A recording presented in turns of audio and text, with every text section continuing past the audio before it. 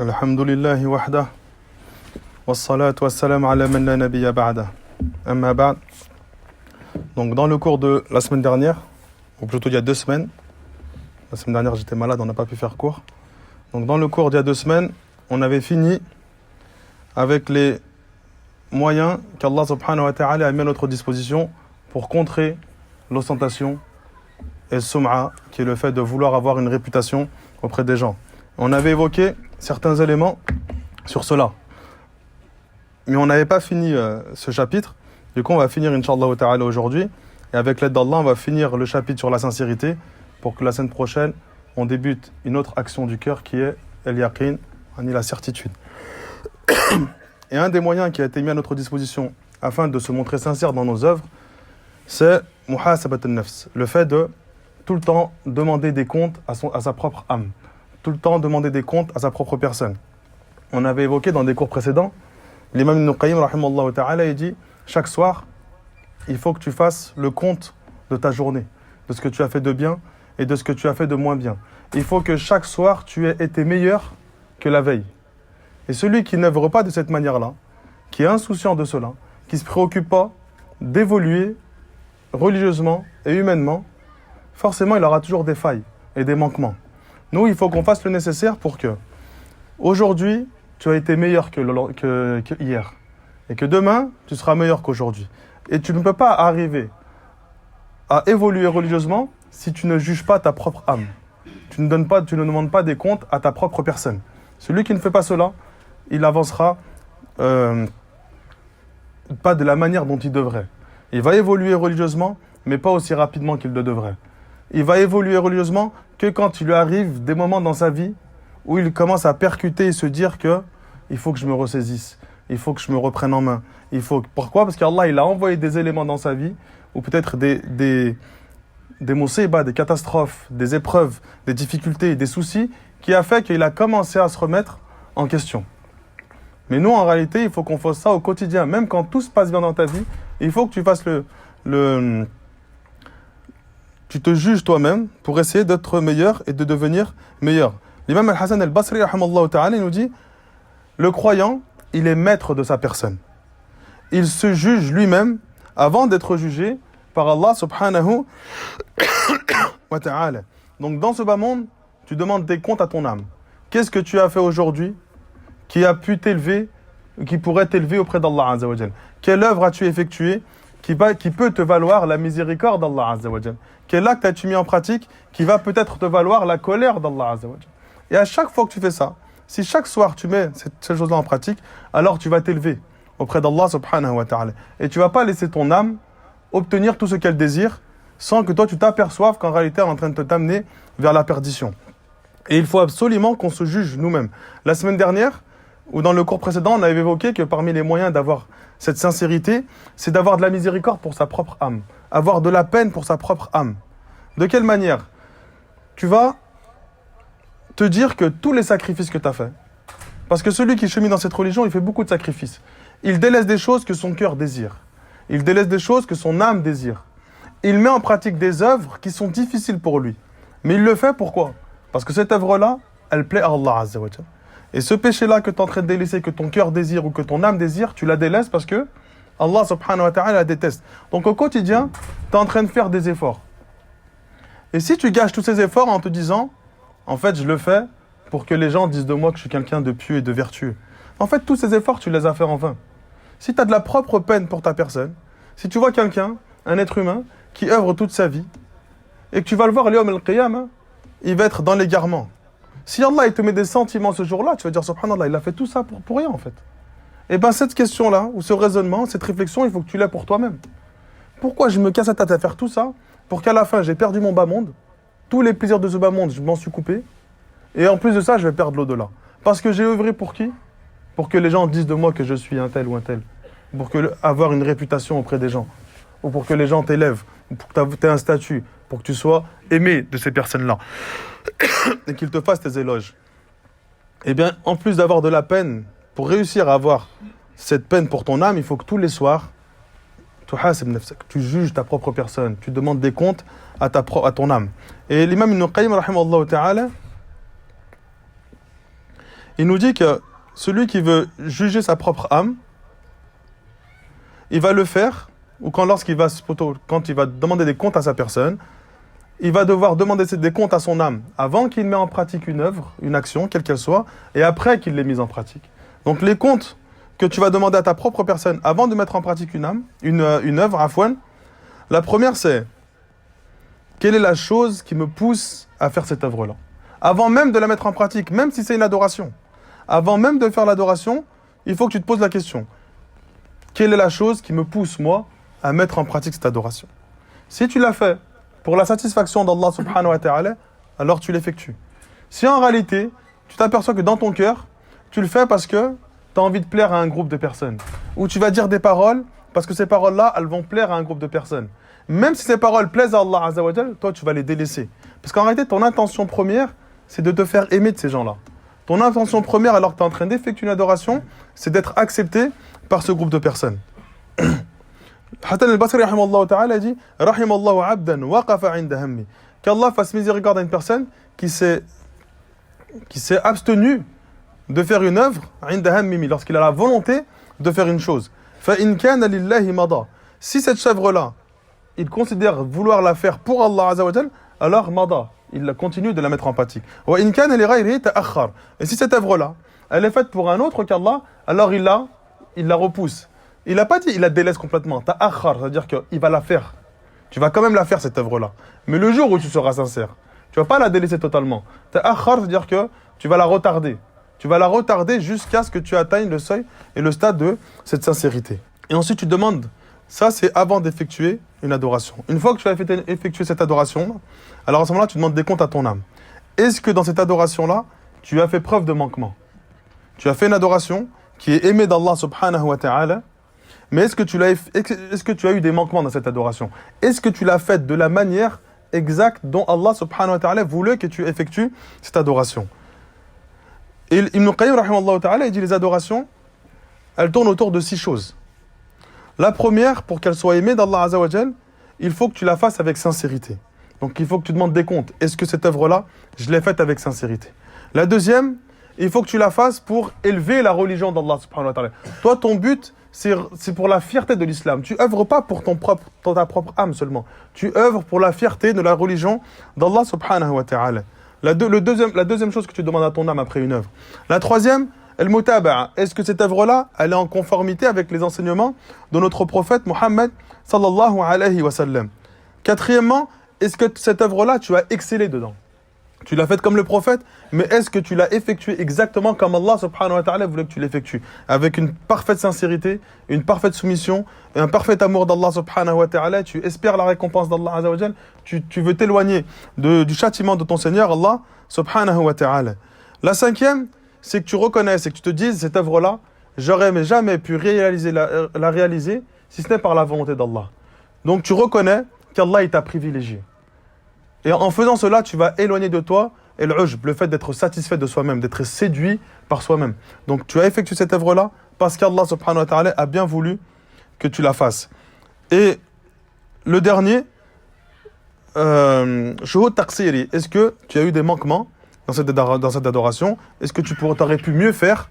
Et si tu penses pouvoir mieux faire dans cette adoration, alors la prochaine fois que tu la refais, tu l'as fait de la meilleure des manières. Donc ton âme, avant l'adoration, tu lui poses des questions. Pourquoi tu fais cela? Quel est le but?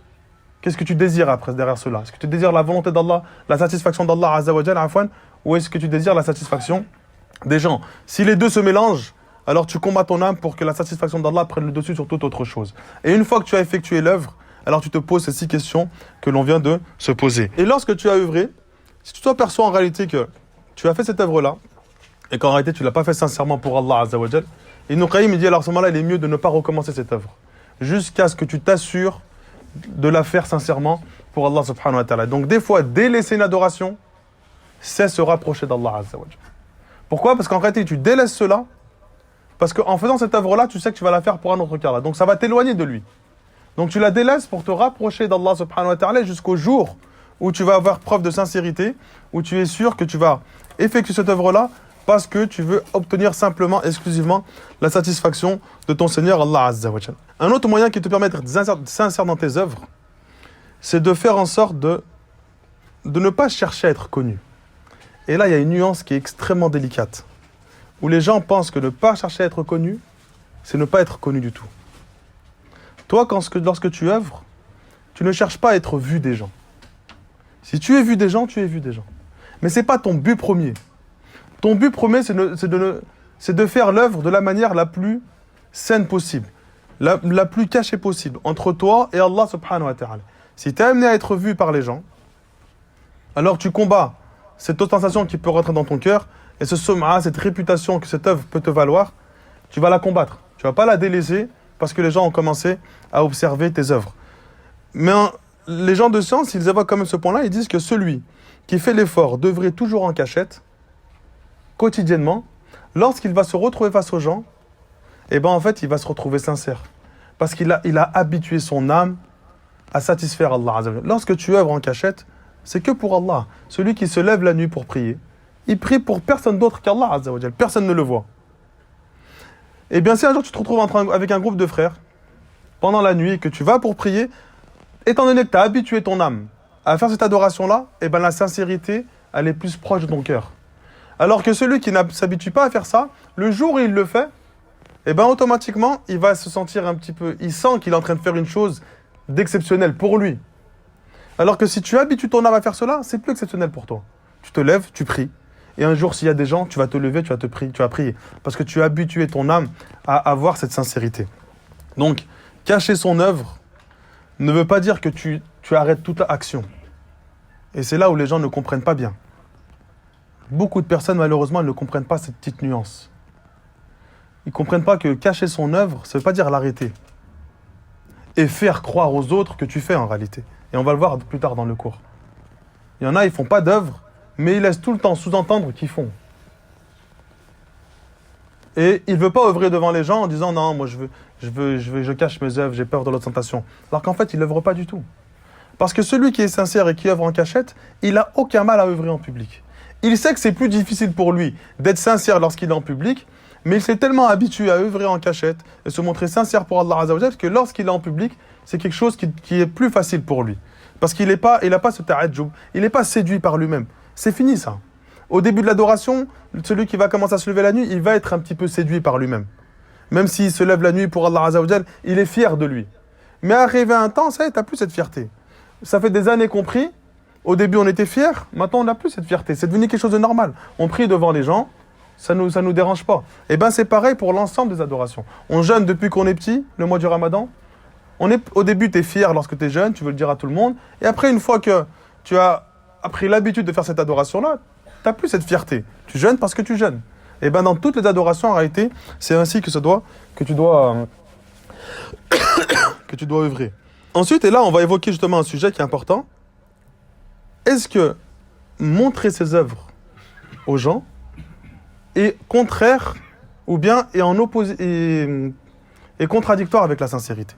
Est-ce que le fait de montrer son œuvre apparente va annuler ta sincérité pour Allah subhanahu wa ta'ala? Et les gens de science, ils ont répondu à cela. Ils disent premièrement, personne ne connaît le contenu des poitrines.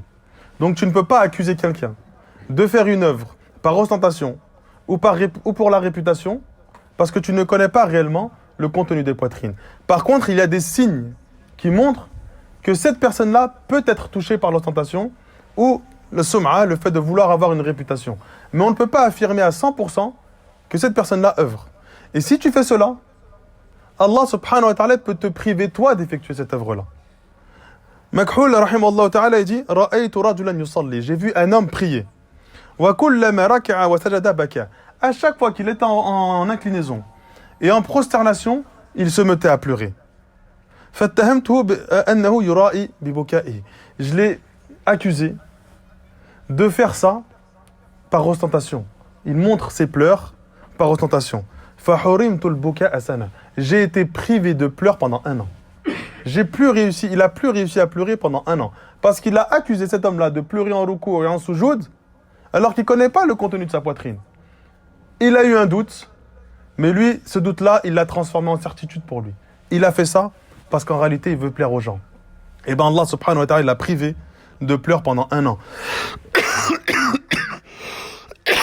Junayd rahimallahu ta'ala dit « El-ikhlas » La sincérité, sirrun bayna Allah wa bayna al-abd. Cette sincérité, c'est un secret qu'il y a entre toi et Allah subhanahu wa ta'ala. Il y a des signes qui montrent que quelqu'un est sincère. Il y a d'autres signes qui montrent que quelqu'un n'est pas sincère. Mais on ne peut pas affirmer à 100% que cette personne-là est sincère ou n'est pas sincère. Et en plus, on s'en fiche en fait. On ne doit pas s'en préoccuper. Lui, il fait une œuvre pieuse.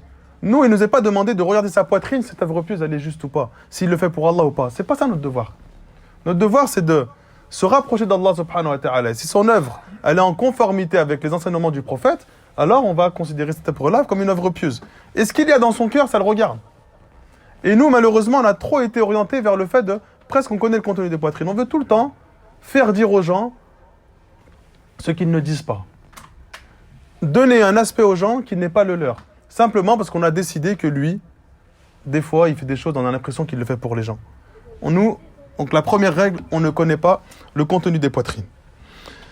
Ibn Qudama, rahimallahu ta'ala, ensuite il rapporte une règle et il dit dans Bayan al-Rukhsa fi qasd idhar al-ta'at.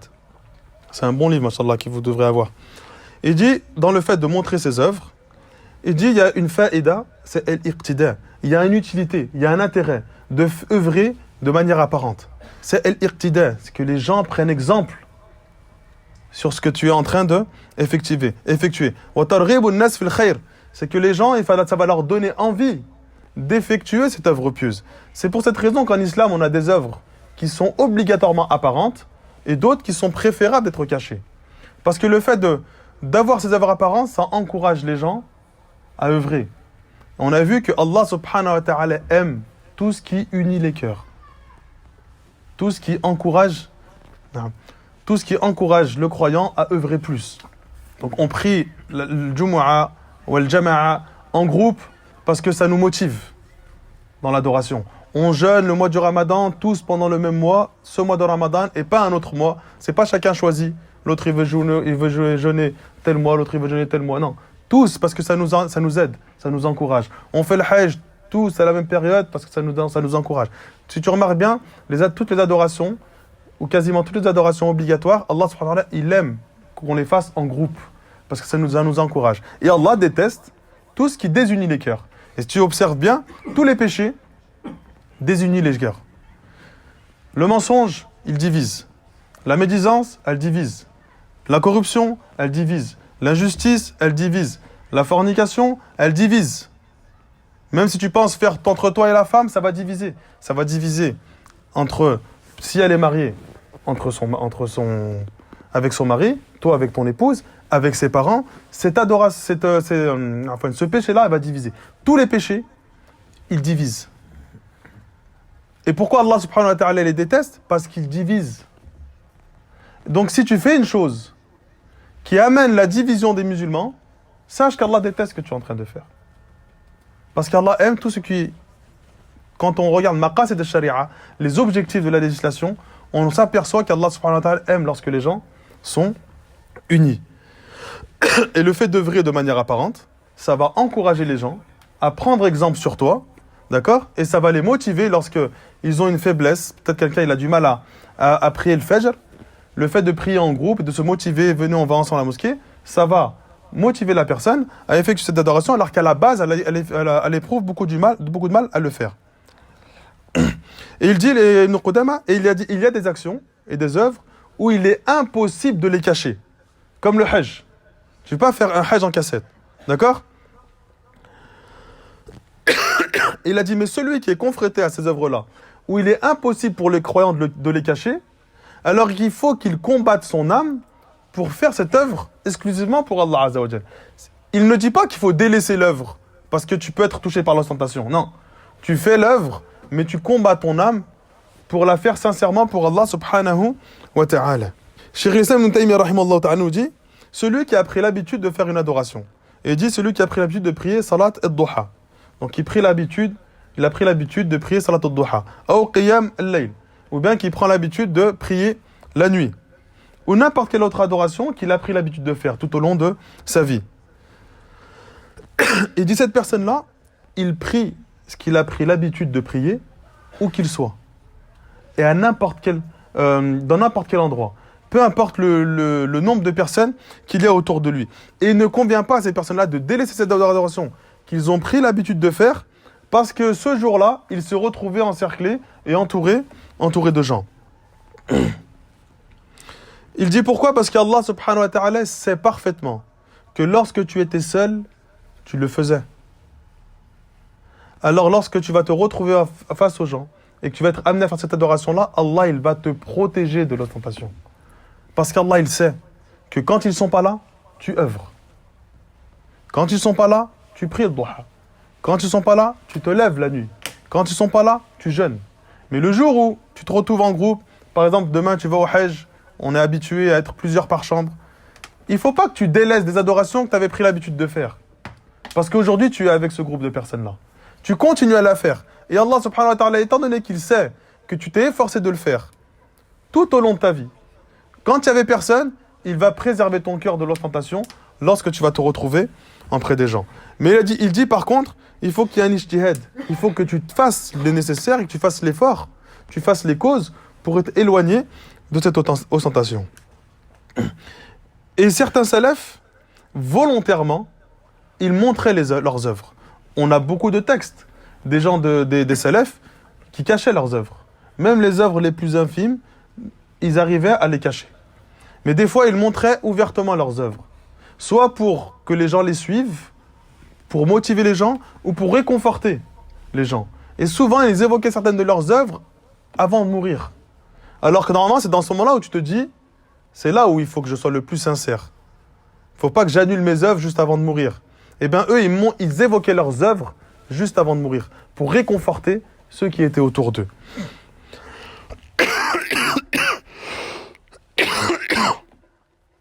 Abu Bakr ibn Ayyash, rahimallahu ta'ala, lorsqu'il était sur le point de mourir, sa sœur, elle est venue auprès de lui et elle s'est mise à pleurer. Et il s'est adressé à elle, il a dit, mais Yubkik, pourquoi tu pleures autant? Donc forcément, elle lui a répondu, je pleure autant parce que tu es mon frère et tu es sur le point de mourir. Il a dit, tu vois ce coin de la maison? Sache que ton frère, il a fini dans ce coin de la maison plus de 18 000 fois le Coran. C'est une œuvre énorme. Peut-être en la disant, il va annuler cette adoration-là de 18 000 fois le Coran. Mais il voulait réconforter sa sœur pour lui faire comprendre que j'ai œuvré de manière à satisfaire Allah subhanahu wa ta'ala. Et je peux espérer être touché par la miséricorde d'Allah azza wa jalla. Est-ce qu'on pense de cette salaf-là qu'il l'a dit par ostentation alors que toute sa vie il l'a caché? Il lui a dit non, tu vois ce coin? J'ai fini dans ce coin 18 000 fois le Coran. Ne sois pas apeuré. J'ai fait des choses que personne n'a réussi à faire. Et on espère qu'il ait fait ça pour Allah azza wa jalla et que nous on fasse toutes ces œuvres-là pour notre Seigneur Allah azza wa jalla. Et on ne peut pas penser de ces salafs-là, il y a de nombreuses histoires qui vont dans ce sens, que eux ont fait ça par ostentation. C'était des gens qui étaient touchés par la piété et qui cherchaient constamment à se rapprocher d'Allah azza wa jalla. El-Izz ibn Abd al-Salam, il dit dans Al-Qawa'id al-Ahkam, il dit les adorations et les obéissances, elles sont de trois sortes. Il dit al-Qism al-Awwal, la première catégorie, mais shuri'a majhouran, des œuvres, des adorations qui ont été légiférées et qui doivent être faites de manière apparente. On ne peut pas les cacher. Il dit comme l'adhan, ou le fait de faire l'iqama, d'être présent dans les prières obligatoires, d'être présent lors de la Jumu'ah, le fait de faire le takbir le jour du Eid, le fait de dire le takbir à voix haute le jour du Eid, d'accord? Le fait d'encourager et d'enseigner aux gens le bien et de les éloigner du mal et de la turpitude et plein d'autres adorations qui doivent être faites de manière apparente. Tu ne peux pas les cacher et tu n'as pas droit de les cacher. Donc ça, c'est une des catégories d'adoration. Donc ces adorations-là, on doit les faire de manière apparente. Al-Qism al-Thani, la deuxième catégorie, mais yakunu israruhu afdala min i'lani. Une œuvre que lorsque tu l'as fait cacher, c'est meilleur que si tu l'as fait de manière apparente. Comme les du'a, il dit comme les invocations. Les invocations, il est préférable tout le temps de les faire de manière cachée. D'accord? Ou si tu es entouré de gens qui n'entendent pas ce que tu es en train de dire. C'est un lien entre toi et Allah subhanahu wa ta'ala. Donc les invocations, il est préférable de les faire cacher et de ne pas lever les mains et de dire à voix haute ce que tu désires parce que c'est quelque chose qui est meilleur de le faire et pour ta sincérité entre toi et ton Seigneur, Allah subhanahu wa ta'ala. القسم الثالث, donc la troisième catégorie, des œuvres qu'il est des fois préférable de faire de manière apparente et des fois préférable de faire de manière cachée. Comme quoi? As-sadaqa, les aumônes. Donc les aumônes, dans le Coran, il est cité, on a évoqué les versets la semaine dernière, où Allah subhanahu wa ta'ala, il nous informe que les aumônes peuvent être faites de manière apparente ou de manière cachée. On a des hadiths où la meilleure aumône, c'est celle qui est faite de la manière la plus cachée possible, jusqu'à ce que la main gauche ne sait pas ce que la main droite a donné. D'accord? Donc la règle générale, c'est ça. Mais des fois, il est préférable, il est meilleur de faire cette aumône de manière apparente, pour encourager les gens à faire cette œuvre avec toi. Et il dit ensuite, وَمَنْ أَمِنَ الرِّيَا فَلَهُ حَالًا. Celui qui se sent protégé du riya. Quand on dit qu'on est protégé de l'ostentation, ça ne veut pas dire que tu es sûr d'être sincère. C'est-à-dire que toi, tu as mis toutes les œuvres, tu as effectué toutes les causes pour te montrer sincère. Tu penses que lorsque tu œuvres, tu essaies d'être sincère le plus possible. Il a dit, celui qui est dans ce cas-là, il va y avoir deux catégories de personnes. Et à quel moment ces deux catégories de personnes vont devoir œuvrer de manière apparente, ou bien est-ce qu'il est préférable pour eux d'œuvrer de manière cachée? Et il dit,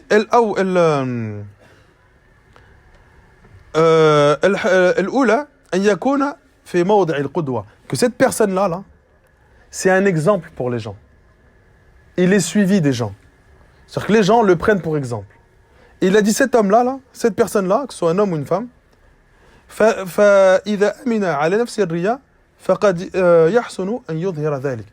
celui qui se sent préservé de l'ostentation, et en plus c'est un exemple pour les gens, lui de temps en temps et même régulièrement il est préférable pour lui d'œuvrer devant les gens parce que ça va les encourager, ils vont vouloir lui ressembler. Et attention, ça ne veut pas dire que tu dois être un savant ou que tu dois être un prédicateur pour être concerné par cela, non. Dans ta famille, si tu es le seul mustaqim, le seul qui est droit, et que les gens de ta famille, ils peuvent être influencés par ton comportement, peuvent être influencés par tes œuvres. Il faut que tu leur montres ces œuvres-là. Tu montres que tu jeûnes. Tu montres que tu pries. Parce que pour eux, tu es un exemple. Et de cet exemple-là, ils vont vouloir te suivre. Nous, on met toujours ces choses-là de manière à... Ça ne concerne que les savants. Ils œuvrent de manière apparente, ou ils disent ouvertement ce qu'ils ont appris. Il y a des savants, ils font leur propre biographie de leur vivant. Et ils disent ouvertement ce qu'ils ont appris. J'ai appris le Coran à tel âge, j'ai appris telle chose à tel âge. Pour encourager les gens. Parce que lui, c'est un exemple à suivre. Et en disant cela, en faisant cela, tu vas vouloir lui ressembler. Mais ça ne concerne pas que, ça concerne tout le monde. Dès que tu es dans une situation où les gens te prennent pour exemple, il faut que tu œuvres. Avec ton épouse, avec tes enfants. Tu te lèves la nuit pour prier.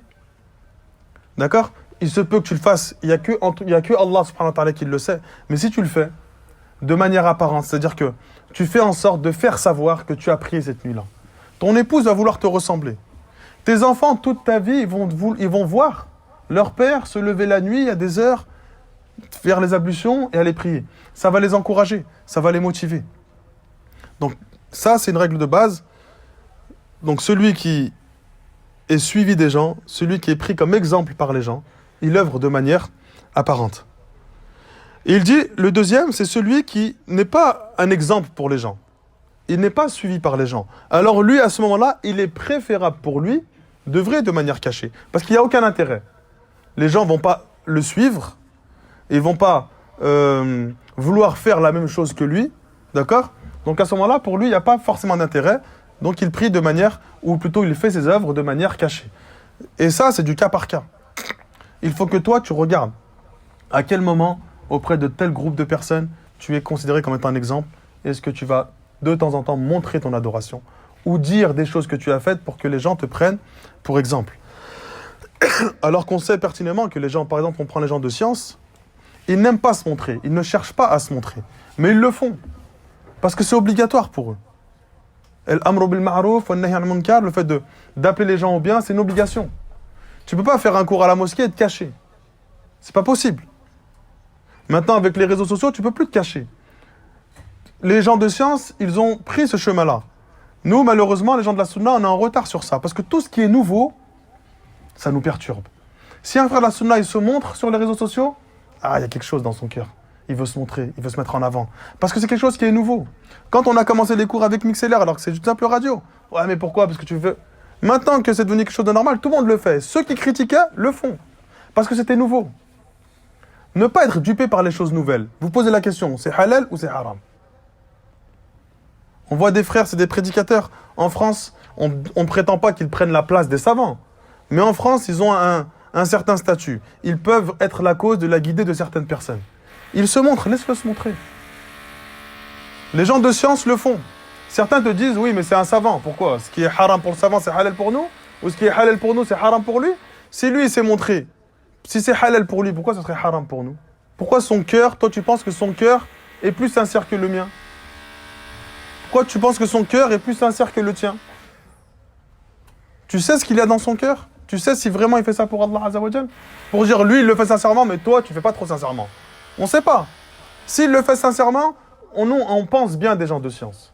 Mais on pense du bien de tout le monde. On voit un homme œuvrer, on s'imagine qu'il fait ça pour Allah Azza wa Jal. On ne se pose pas les questions de pourquoi cette jalousie qui va entrer dans ton cœur, où tu vas avoir du mal à ce que les gens s'élèvent et que toi, tu n'es pas élevé. Et étant donné que tu n'arrives pas à atteindre leur niveau, alors tu veux les rabaisser au tien. Il ne faut pas qu'on œuvre comme ça. Quand quelqu'un fait une œuvre de bien, reconnais ce bien-là. S'il fait un péché, conseille-le. Si un savant fait une chose, nous, on les suit. Pourquoi? Parce que ce sont les héritiers des prophètes. Il a prêché de cette manière-là, on veut le suivre de cette manière-là. Cheikh Al-Fawzan, rahimahullah ta'ala, qui est-ce qu'il a vu jeune? On l'a vu que vieux. Alors que ça fait plus de 30 ans qu'il fait da'wah. Parce qu'au début, c'était pas connu, les réseaux sociaux, c'est pas quelque chose qui était très répandu. La da'wah, elle se faisait pas de cette manière-là. On avait des cassettes, à l'époque, pour ceux qui ont connu l'époque, on avait des cassettes, on écoutait. C'était quelque chose qui était normal d'écouter un savant sans peut-être n'avoir jamais vu. Pour le voir, il fallait aller en Arabie Saoudite et assister à un de ses cours. Maintenant, il se présente sur certains réseaux et il se montre même à la télé, dans des chaînes de télévision. Et il le dit à un moment. Il dit, il faut qu'on utilise les réseaux sociaux pour propager le bien. Il ne faut plus qu'on laisse cette place aux innovateurs. Si tu ouvres les réseaux sociaux, ceux qui appellent à l'islam, c'est que des innovateurs ou des gens qui ont des déviances. Parce qu'on a laissé la place. Nous, on s'est contenté en se disant justement, avec cette chouba, avec cette ambiguïté de « il faut tout cacher », alors que l'amr bil ma'ruf wa nahy anil munkar, c'est quelque chose qui doit faire apparent. Que tu sois dans une mosquée ou que tu sois sur Internet, quoi qu'il en soit, ton cours, il est fait.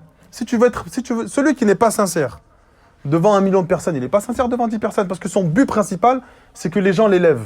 Son but premier à lui, c'est que les gens l'élèvent. Qu'il soit 10 ou qu'il soit des milliers ou des millions, c'est pareil pour lui, parce qu'il va être content que les gens lui fassent ses éloges. Celui qui se montre sincère, il ne se préoccupe pas de tout ça, il ne regarde même pas le nombre. Cheikh Al-Uthaymin, rahimallahu ta'ala, lorsqu'il a commencé ses cours, il a commencé à faire des cours, et un jour, il évoque, il dit, je suis venu à la mosquée pour donner un cours, et il n'y avait qu'un seul frère qui est venu assister à mon cours. Et lorsque je me suis assis, ce frère-là, il était tout seul, il a eu honte, il s'est levé, il est parti. En gros, il n'y a personne. Il s'est levé et il est parti. Et toute l'heure ou tout le temps où je devais faire mon cours, je suis resté à ma place. Et j'ai fait mon cours comme s'il y avait des milliers de personnes. Il était tout seul. Jusqu'à ce que sa montre sonne, et il le dit jusqu'à ce que la montre sonne. Celui qui écoute les cours de Cheikh Al-Uthaymin, il entend des fois une montre sonner. En fait, il met un temps, lui. Le cours, il dure un temps, ça sonne, on reprend le cours le prochain jour ou la prochaine heure. Et il dit, une fois que le cours il a été fini, je vais partir faire. Il ne s'est pas préoccupé de il y avait du monde, pas du monde. Il n'était pas stressé parce qu'il n'y avait personne qui assistait à son cours. Et il a continué. S'il aurait baissé les bras dès le début, ou s'il avait baissé les bras dès le début, d'accord? S'il avait baissé les bras dès le début, on n'aurait pas connu la da'wah de Cheikh Al-Uthaymin. Parce que dès le début, il serait arrivé. Ah, personne ne me suit, j'arrête. Il a continué parce que ce qu'il fait, c'est pour Allah Azza wa Jal. Il y a des prophètes, ils vont se retrouver seuls. Est-ce qu'on peut imaginer une seconde que ce prophète-là, il a mal prêché? Ou il a caché son prêche? Non, il faut que personne me connaisse, je suis seul sur la vérité, personne ne doit me suivre. On peut penser ça d'un prophète? Non, il a prêché de la meilleure des manières. Il n'a pas eu aucun manquement dans son prêche. Mais des gens n'ont pas suivi. Et il va se retrouver l'homme au qiyam à 100 personnes. D'autres avec 1 ou 2 personnes. Et d'autres, comme le prophète alayhi salatu wassalam, Moussa alayhi salam, ils vont se retrouver avec une grande communauté. Est-ce qu'un a prêché mieux que l'autre? Ils ont prêché de la manière dont Allah leur a dit de prêcher. Et le résultat incombe à Allah. Toi, tu œuvres et tu fais ce qu'Allah te demande de faire. Le monde, c'est pas toi qui cours après. S'il y a du monde, c'est bien.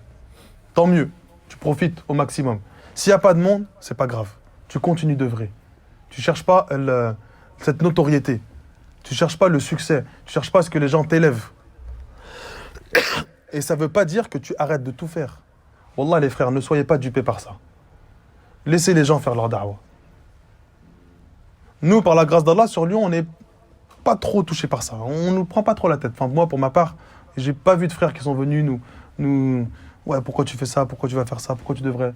Chacun, alhamdoulilah, on a cette mentalité. Dans d'autres villes, c'est un peu plus difficile. Où le frère, il vient à ton cours avec une épée dans le dos, et dès qu'il entend un petit truc qui est un peu ambigu, hop, il sort son épée, il veut te découper. On ne doit pas œuvrer comme ça. Toi, tu assistes à un cours pour t'élever auprès d'Allah subhanahu wa ta'ala. Ton but, c'est qu'Allah t'élève. C'est tout ce que tu recherches. Rentre pas dans le cœur des gens. Il fait ça pour les gens. Il fait ça pour... J'insiste sur ça parce que ça commence à arriver des frères qui se montrent. Il y en a de plus en plus. Des frères sur la sunna. Même si des fois ils ont peut-être quelques mukhalafat, c'est possible. Tu peux pas avoir un ange qui descend du ciel et te fait da'wah. Ça n'existe pas ça. Si tu cherches des erreurs, c'est le plus grand des savants, tu vas en trouver. C'est quelque chose qui est normal. Nous, on regarde la chose principale, c'est est-ce que dans son erreur, il a contredit un fondement parmi les fondements de Ahl-Sunnah. C'est ça la base. S'il a contredit un fondement parmi les fondements de Ahl-Sunnah, là, on a un comportement différent. Mais laissez les gens faire leur da'wah. Sa niya, elle est entre lui et Allah subhanahu wa ta'ala. Sa récompense, elle appartient à Allah subhanahu wa ta'ala. Nous, on ne se préoccupe pas de pourquoi il fait pas, ils font ça pour l'argent. C'est vrai, des fois, on peut penser ça. On peut penser ça. Quelqu'un, il est ultra présent sur les réseaux, tout le temps, hop, d'un coup, il fait une institut payante. Mais en fait, il faut qu'il vive, lui. Vous voulez qu'il vive d'amour et d'eau fraîche? Non, mais c'est la vérité. En fait, les gens, ils veulent que le frère, il travaille, il se tue à la tâche, il fasse des cours, et en fait, il vit pas, en fait. Et après, quand tu fais pas cours parce que tu travailles trop, ouais, mais pourquoi tu fais jamais cours? Et quand tu travailles plus et que tu veux commencer à faire quelque chose de payant, ouais, mais pourquoi tu fais payant? Ridan nas, rayatun, la tudrak. L'agrément des gens est une chose qui ne s'obtient pas. D'accord? Donc là, pour revenir à ce sujet-là, lorsque tu as un exemple, il ne faut pas que tu aies peur de montrer tes œuvres. D'accord? Pour celui qui pense être à l'abri de l'ostentation. Attention, ça c'est une condition importante. Celui qui sent que son cœur, il veut trop satisfaire les gens, trop plaire aux gens, trop recevoir l'éloge des gens, même si c'est une qudwa, même si c'est un exemple à suivre, il n'œuvre pas devant les gens. Parce que lui, ghalaba ala dhannihi, il pense que il fait ça pour les gens. Même s'il combat son âme, il pense pour faire ça pour les gens. Mais, des fois, par exemple, tu vas œuvrer devant ta mère. Tu te sens à l'abri de l'ostentation. Tu sais que tu fais pas ça pour que ta mère t'élève. Elle n'a pas besoin de ça, de toute façon, pour t'élever. Là, tu te sens à l'abri de l'ostentation. Alors, tu vas prier devant elle. Tu vas jeûner devant elle. Tu vas informer ta mère, maman, aujourd'hui, je jeûne. Ou ton épouse. Tu fais pas ça pour qu'elle t'élève. Parce que là, tu te sens à l'abri de l'ostentation. Et donc, c'est pour ça qu'on a dit au début, c'est du cas par cas. Certains savants, ouvertement, ils vont dire, j'ai appris telle chose, j'ai étudié telle chose, j'ai fait. D'autres, ils vont préférer ne pas le faire. Parce que, peut-être il se sent à l'abri. Parce que même malgré tout ce qu'il a appris, il ne pense pas être meilleur. Ou il ne sent pas qu'il s'est élevé. En fait, plus tu apprends, plus tu te rends compte que tu connais rien. Et celui qui a jamais appris, dès qu'il voit quelqu'un apprendre quelque chose, il est perturbé. En fait, plus tu apprends, nous au Yémen, il y avait des frères, c'était courant, quelqu'un connaît Sahih al-Bukhari, quelqu'un connaît Sahih Muslim, c'était normal. En fait, on les immensifiait plus. Là maintenant, tu dis quelqu'un il a appris Sahih al-Bukhari, subhanallah, mashallah. Mais en fait, quand tu vis dans un mujtama' où tout le monde est comme ça, ou pas tout le monde, on va dire qu'il y a beaucoup de personnes qui ont fait cet effort d'apprendre beaucoup de choses. Et ben en fait, toi, quand tu commences à apprendre ne serait-ce qu'un petit truc, tu dis en fait, je connais rien. Il y a des gens, ils connaissent vraiment, vraiment beaucoup plus. Et les savants, plus ils connaissent, plus ils se rendent compte qu'en fait, ils ne connaissent rien. C'est pour ça que plus tu apprends la religion d'Allah subhanahu wa ta'ala, plus tu deviens modeste et humble. Parce que c'est là où tu te rends compte qu'en vrai, je connais vraiment, vraiment, vraiment rien. Donc les frères, ça c'est du cas par cas. Regardez votre propre personne. À quel moment tu décides d'œuvrer de manière apparente et à quel moment tu penses qu'il est préférable pour toi d'œuvrer de manière cachée et de ne pas montrer ton œuvre aux gens. Et on avait évoqué, dans les cours précédents, que les œuvres qui sont acceptées auprès d'Allah subhanahu wa ta'ala, les œuvres que tu fais avec sincérité, d'accord, elles vont avoir 2 degrés. Donc les œuvres sincères vont avoir 2 degrés. Une œuvre que tu fais sincèrement pour Allah, et exclusivement pour Allah et pour personne d'autre qu'Allah. Il n'y a aucune autre motivation qui t'a poussé à effectuer cette adoration, si ce n'est la satisfaction d'Allah Azza wa Jalla. Il y a d'autres œuvres que tu fais pour Allah, mais parce qu'il y a un intérêt pour toi dans cette adoration-là. Comme quoi, par exemple? Le jeûne. Il y en a, ils jeûnent le mois du Ramadan pour Allah Azza wa Jalla, mais aussi, ils ont notre niya. Ils vont en profiter pour maigrir. Vous rigolez, mais en fait, c'est des règles religieuses. Il y en a, ils vont faire le hajj pour Allah Azza wa Jalla, mais ils ont une autre intention, c'est de gagner leur vie avec le hajj. Laysa alaykum junahun an tabtaru fadlan min rabbikum. Il n'y a aucun péché, aucun mal d'obtenir quelques grâces de votre Seigneur. Ce verset, il est dans quel passage? Le passage sur le hajj. Donc Allah il t'informe qu'il n'y a aucun mal de faire ton hajj, mais que dans le même temps, tu gagnes ta vie avec ce hajj-là. Mais en fait, dans ton degré de sincérité, cette œuvre-là, elle est moins élevée que celle qui est faite exclusivement et 100% pour Allah Azza wa Jalla. Alors que la deuxième, tu l'as fait pour Allah, pour satisfaire Allah, mais parce qu'il y a un autre intérêt. Et pour que cette adoration soit acceptée, il faut que ce deuxième intérêt, il soit halal. D'accord? Il faut que le deuxième intérêt, il soit une chose halal. Donc, tu jeûnes, et en même temps, tu veux maigrir. Il n'y a rien de mal. Tu fais le hajj, mais dans le même temps, tu veux t'enrichir. Ou tu veux subvenir aux besoins de ta famille. Il n'y a pas de mal. D'accord? Tu vas à la mosquée à pied. Donc, c'est quelque chose, tu le fais pour Allah Azza wa Jalla, et aussi dans le même temps, tu le fais parce que ça va te faire une activité physique. Donc, il n'y a pas de mal. Mais le fait que tu mélanges ces 2 intentions, ça fait descendre ton œuvre d'1 degré. Ça ne veut pas dire qu'elle est mauvaise. Ça veut dire qu'elle est moins bien que celui qui va à la mosquée à pied simplement parce que il veut satisfaire Allah Azza wa Jalla. Il n'a pas d'autre niya. Il n'y a rien qui se mélange avec cette chose-là. Donc ça, c'est les œuvres sincères qui sont acceptées par Allah subhanahu wa ta'ala et dans laquelle tu peux espérer une récompense.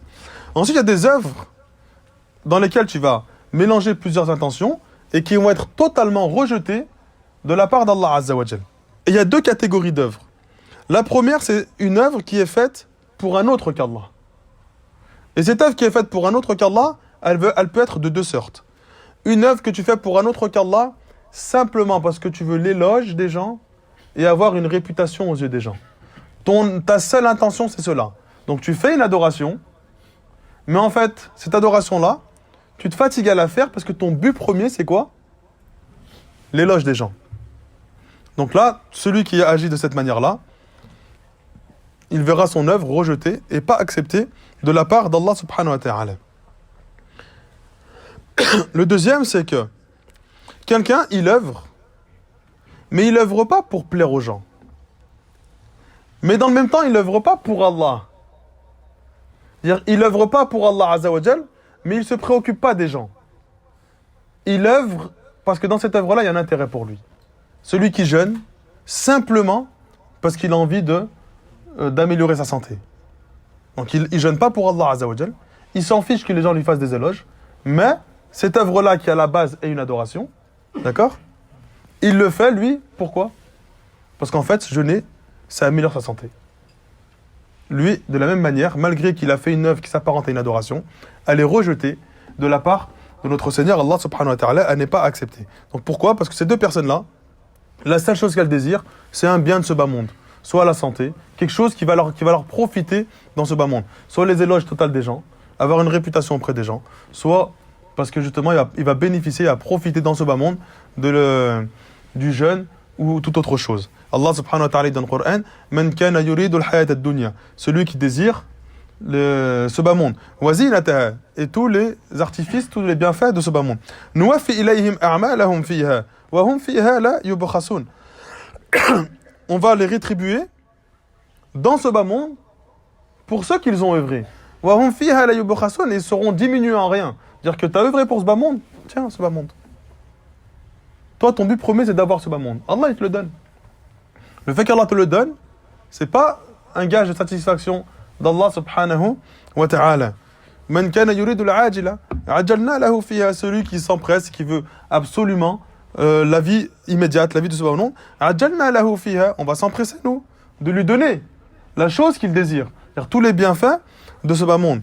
Ma nasha'u liman nurid, et en plus de donner à cette personne-là, il y en a à qui on va leur priver. Allah il donne, et tu veux ce bas monde, Allah il va te le donner. Toi tu veux ce bas monde, Allah il va t'en priver. Parce qu'Allah il fait ce qu'il veut. C'est pas parce que tu recherches ce bas monde-là que forcément Allah il va te le donner. Ensuite, après avoir profité des choses de ce bas monde-là, ils vont se retrouver auprès d'Allah subhanahu wa ta'ala. Et ils vont se retrouver dans un feu de l'enfer, méprisés, madhura, et rejetés, et repoussés, et éloignés. Donc, ces deux catégories d'œuvres qu'on vient de citer, c'est des œuvres qui sont rejetées complètement de la part d'Allah subhanahu wa ta'ala. Deuxièmement, ce sont des œuvres dans lesquelles tu cherches la satisfaction d'Allah subhanahu wa ta'ala. D'accord? Et dans le même temps, tu cherches à obtenir une autre chose. Mais cette fois-là, une chose qui n'est pas halal, une chose qui est haram. Est-ce que ton œuvre va être acceptée auprès d'Allah Azza wa Jal? C'est-à-dire que tu as œuvré pour Allah. D'accord? Mais dans le même temps, tu as mélangé une niya. Par exemple, tu as fait le hajj. Celui qui fait le hajj et que dans le même temps, et donc il fait le hajj pour Allah, et dans le même temps, il veut gagner sa vie. On a vu que cette adoration-là va être acceptée auprès d'Allah Azza wa Jal. Mais celui qui fait le hajj, il le fait pour Allah, mais il le fait aussi pour une autre chose qui est haram. Ce que les gens l'appellent le hajj. Est-ce que son œuvre elle a accepté? Parce qu'il a mélangé quoi dans son adoration? Du shirk.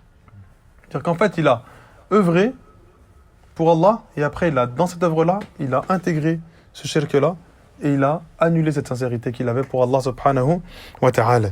Ou bien, comme il évoquait dans des hadiths, des gens qui combattent dans le sentier d'Allah Azza wa Jal, mais en fait, ils combattent pas pour la fierté de la religion. Ils combattent pour que les gens disent de lui que c'est quelqu'un de courageux.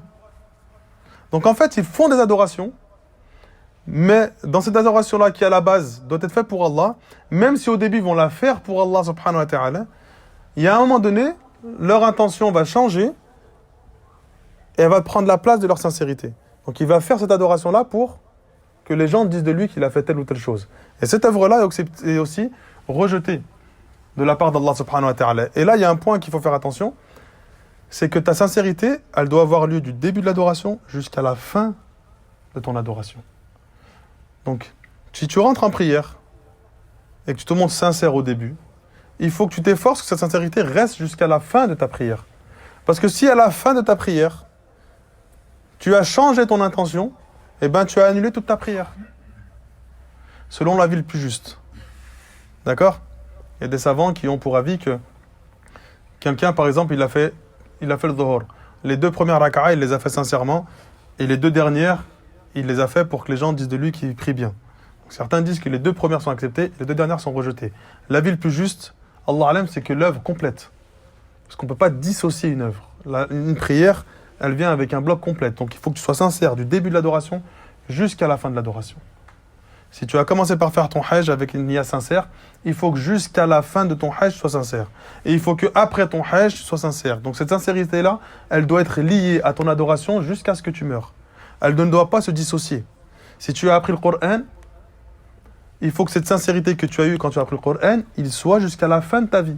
Si un jour tu le dis pour te vanter ou pour que les gens te fassent des éloges, alors à ce moment-là, tu as annulé cette adoration. Tu as fourni tant d'efforts pour qu'à la fin, tu t'en vantes.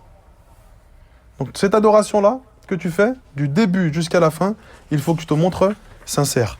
Donc, pour se montrer sincère, il faut rejeter de son cœur 2 choses. L'ostentation, el-riya, wa es-sum'a, le fait de vouloir cette réputation. Donc on a donné plusieurs définitions à l'ostentation, mais la définition de tous les gens de science se ressemble en réalité. D'accord? Et Ibn Hajar, rahimallahu ta'ala, il dit, il y a une des définitions qui est la meilleure, c'est « Huwa izharu al-ibada li qasdi ru'yati an-nas ». C'est que tu montres une adoration avec l'intention de la montrer aux gens. Pour but, tu fais une adoration à la fois, et ton but premier, c'est de la montrer aux gens. فَيَحْمَدُ صَاحِبَهَا. Et le but que tu la montres, c'est que les gens te fassent tes éloges. Donc c'est ça, Riya. Tu fais une adoration, et ton but de cette adoration-là, c'est qu'après que tu aies fait cette adoration, les gens te font l'éloge. Pour avoir effectué et mis en pratique cette adoration-là. Et Cheikh al-Islam Ibn Taymiyyah rahimahullah ta'ala, il dit qu'une œuvre qui n'est pas sincère se voit sur le visage. Et une œuvre qui est sincère se voit également sur le visage. Il dit khushu' al-jasad tab'un li khushu' al-qalb. Et le khushu' al-jasad, la quiétude, la sérénité que tu vas avoir, l'apaisement que tu vas avoir dans ton corps, dans ton apparence physique, tab'un li khushu' al-qalb. Elle est liée à cette quiétude qu'il y a dans ton cœur. Donc en réalité, tes bonnes actions se voient sur ton visage. Tes mauvaises actions se voient sur ton visage. Ta sincérité se voit et se sent. Et ton insincérité se voit et se sent. Et il dit ensuite, celui qui n'est pas ostentatoire, c'est une chose qui va être dans son cœur, mais qui va se voir dans son apparence. Donc en fait, c'est pour ça qu'on dit on ne connaît pas le contenu des poitrines, mais il y a des signes apparents à la sincérité d'une personne ou bien à l'ostentation d'une autre. Et as-sum'a, le fait de vouloir avoir cette réputation, que les gens te fassent des éloges, il va être de deux sortes. Une réputation sur une œuvre que tu as mis en pratique. Tu as fait une adoration, tu l'as dit ouvertement aux gens. Pour que les gens colportent cette adoration-là. Un tel, il l'a fait. Toi, ton but premier, et attention, ton but premier, c'est ça. Tu as fait une adoration, tu as prié la nuit. À la base, c'était une adoration qui paraissait sincère pour Allah subhanahu wa ta'ala. Et ensuite, tu l'as évoqué. Et le but que tu as évoqué cette adoration-là, c'est que les gens disent, un tel, il a prié. D'accord ?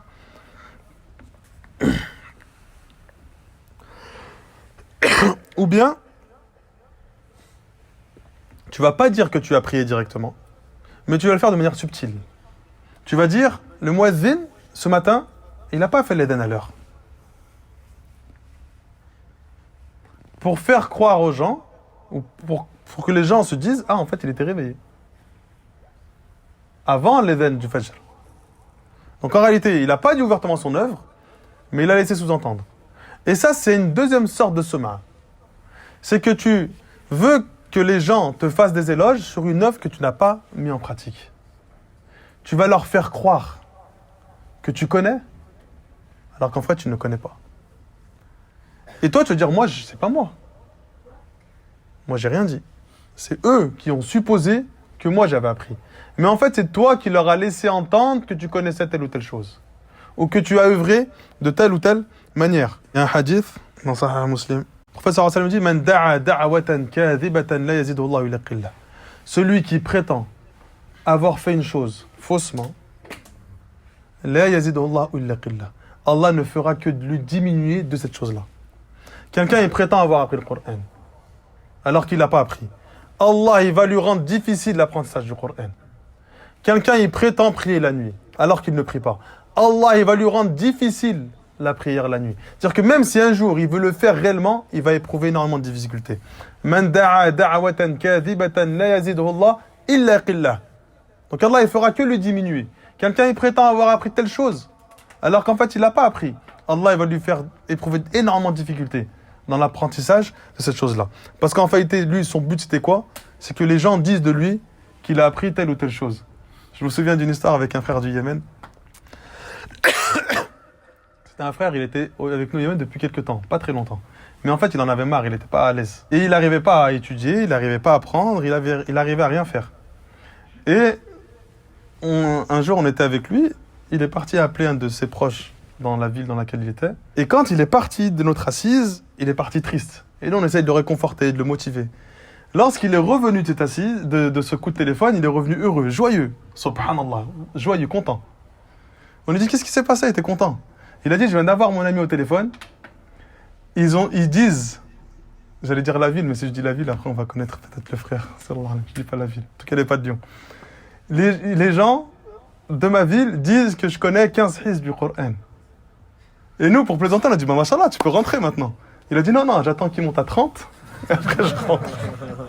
Il voulait cette réputation, mais il était sincère en fait. Oh, il rigolait, mais en fait c'était véridique. Il dit en fait, non, maintenant que les gens ils ont commencé à me faire une réputation, ben on va les laisser faire une vraie réputation. Pour ça quand je rentre, je vais les laisser monter à 30, dès qu'il me dit qu'il pense que j'ai appris 30, je rentre.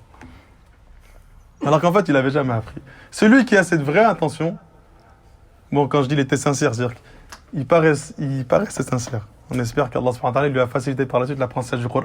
Mais celui qui fait ça pour un autre qu'Allah, ou plutôt qui prétend avoir fait une chose qu'il n'a pas fait, sache qu'Allah va t'en priver. Tu n'arriveras pas à la faire.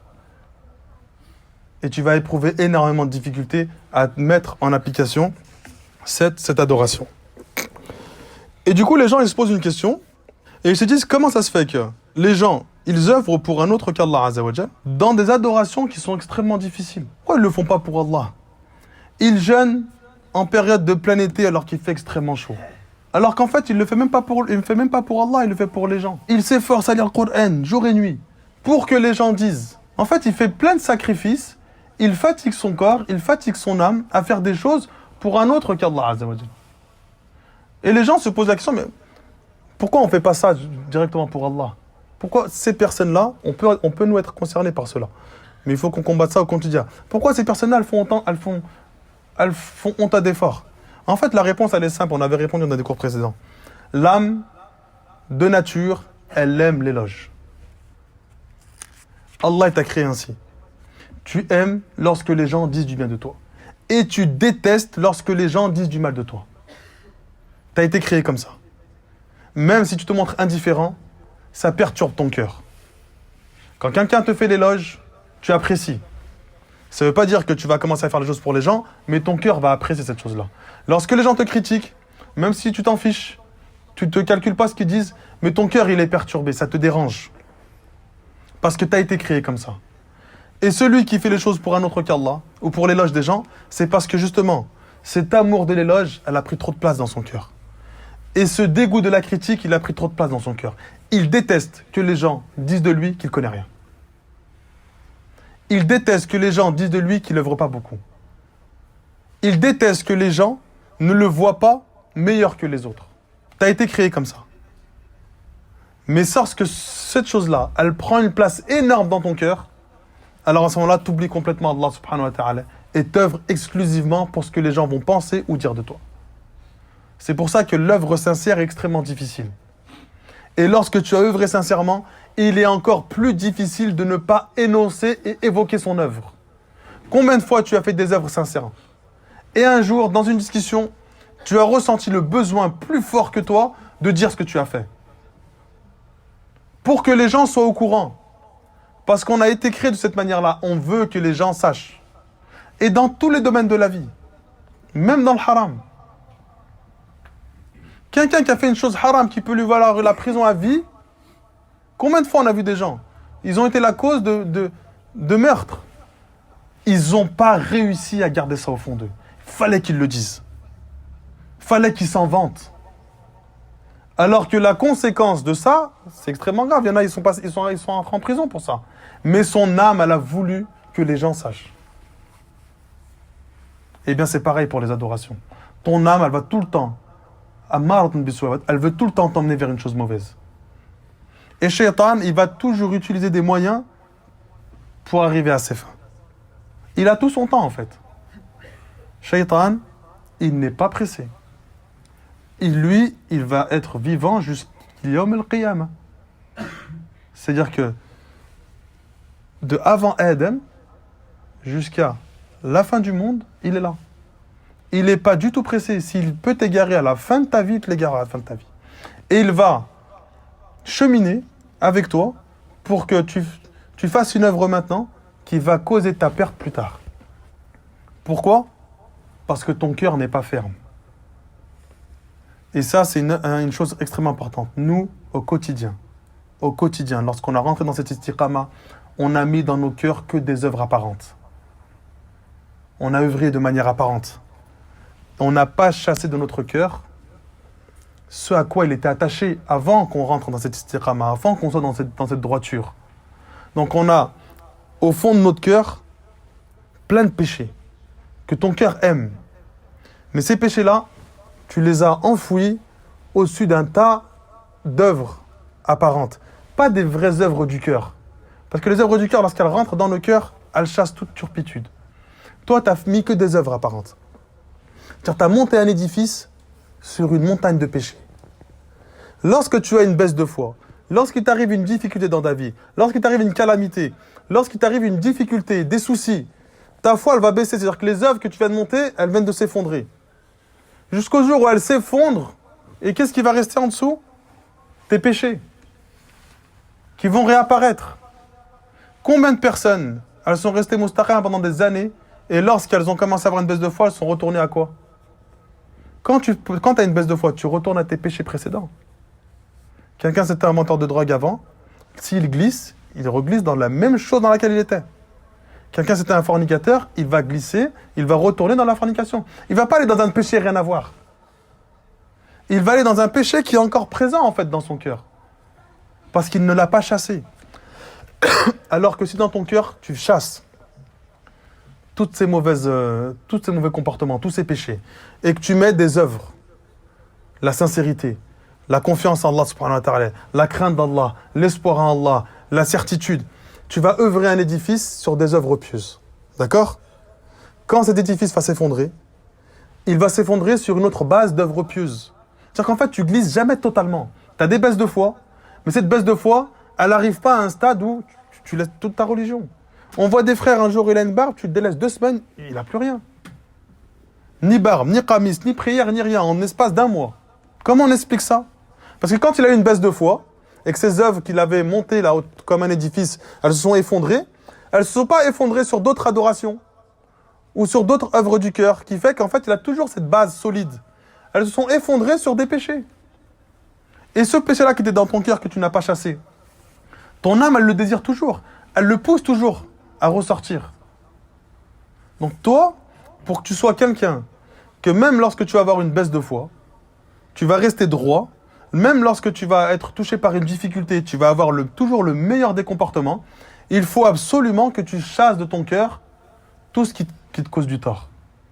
Si tu ne fais pas ça, à un moment donné, ce péché-là, il va réapparaître. Cheikh Al-Albani, rahimallahu ta'ala, il insistait beaucoup sur cela. Et tasfiya qabla at-tarbiya. D'abord, il faut purifier son cœur avant de l'éduquer. C'est pas t'éduques ton cœur sur des péchés. Tu purifies ton cœur, c'est-à-dire que tu sors de ton cœur tous les méfaits et tu entres dans ton cœur plein d'adoration, plein de bienfaits. Pour que ces péchés et cette adoration-là ne se mélangent pas. Pour que cette foi et cette mécréance ne se mélangent pas. Cet amour de l'adoration et cet amour du péché ne se mélangent pas. Parce qu'ils ne peuvent pas perdurer les deux dans un même cœur. À un moment donné, il y en a un qui va prendre le dessus sur l'autre. Et tu n'as pas 2 cœurs. Allah, il n'a pas mis 2 cœurs dans la poitrine de l'être humain. Pourquoi Allah il dit ça? Tu n'as pas un cœur dans lequel tu mets des adorations et un autre cœur dans lequel tu mets les péchés. Et les deux ne se mélangent jamais. C'est tout dans un même cœur. Ton amour du Coran et ton amour de la musique, ils sont dans le même cœur. Ils ne peuvent pas coexister ensemble. C'est comme l'eau et le feu, ça ne se mélange pas. C'est comme l'huile et l'eau, ça ne se mélange pas.